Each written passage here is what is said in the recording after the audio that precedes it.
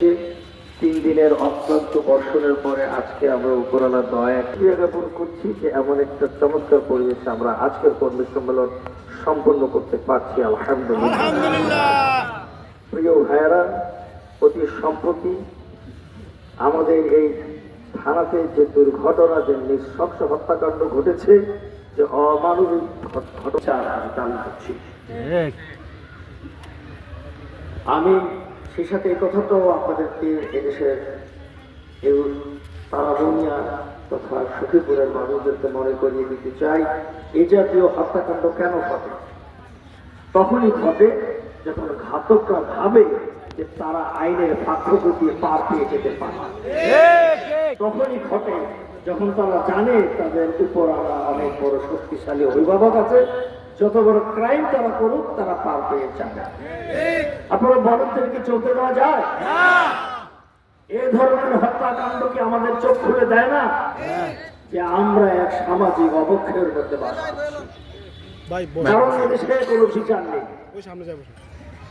মুসলিম মানুষ ঘোরাঘুরি করে, পাড়া পাড়া, ইউনিয়নে, মহল্লায় যে বিচারগুলো হয় সেখানেও মুসলিম সঠিক বিচার পায় না।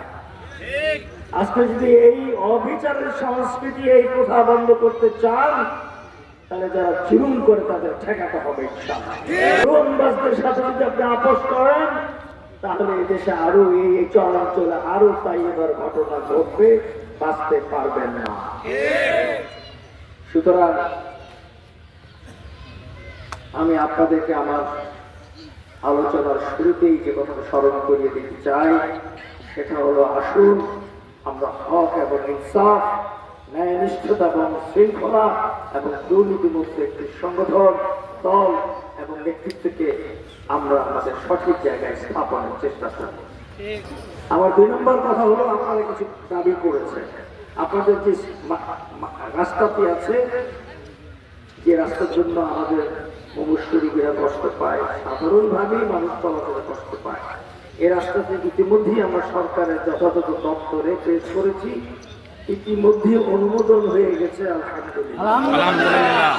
আমি এবং আমার পরিবারের পক্ষ থেকে সংগঠনকে সাথে নিয়ে আমরা এই কাজগুলো এগিয়ে নিয়ে যাচ্ছি। সখীপুরের অন্তত 8টা রাস্তার অনুমোদন হয়ে গেছে, ইনশাআল্লাহ বাজেটও পেয়ে যাবে। আপনারা আমাদেরকে বলেছেন হসপিটাল করার জন্য, এটা সত্যি কথাই। আমাদের টার্গেট থাকবে, যদি আমরা এদের শহরিয়া ব্রিজ তৈরি করতে হবে, এরপর আপনাদের সাথে চাঁদপুরের কানেক্টিভিটির পুল ব্রিজ আমাদেরকে তৈরি করতে হবে। আমি আমার অক্লান্ত পরিশ্রম, বিরামহীন পরিশ্রম এবং যথাযথ কর্তৃপক্ষের সাথে যথোপযুক্ত যোগাযোগ করে আমি এই সমস্যার সমাধান করব ইনশাআল্লাহ।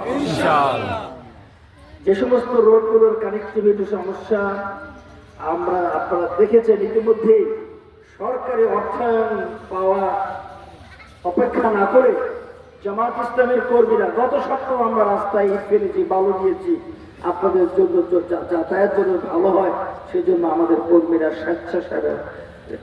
সেবার মাধ্যমে রাস্তাঘাট তৈরি করছে। আমরা থেমে নেই, আমাদেরকে থামাবার বহু চেষ্টা করা হয়েছে। বিগত 53 বছরীয় প্রচেষ্টা ছিল, বিশেষ করে এই 17 বছর আমাদেরকে স্তব্ধ করার অনেক প্রয়াস হয়েছে, অনেক ষড়যন্ত্র হয়েছে। তাতে কি আমাদেরকে স্তব্ধ করা গেছে?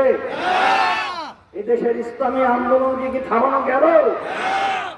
আজকে আপনারা এখানে এত, মাশাআল্লাহ, আমি বলবো যে আলহামদুলিল্লাহ, আপনাদের উপস্থিতি প্রমাণ করে এদেশের মানুষ ইসলামকে ভালোবাসে, এদেশের মানুষ শৃঙ্খলা চায়, এদেশের মানুষ শান্তি চায়, এদেশের মানুষ দুর্নীতি ঠেকিয়ে দিতে চায়, এদেশের মানুষ এমন একটি সমাজ চায় যেখানে মানুষ নিরাপত্তায় থাকতে পারবে। আমি আপনাদের কথা দিচ্ছি, আমি কখনোই জুলুমবাজদের প্রশ্রয় দিব না। আপনাদেরকে জানিয়ে যাই, আমার হৃদয়ও ভরা, আমার পেটও ভরা, আমার কোনো ঘাটতি নেই।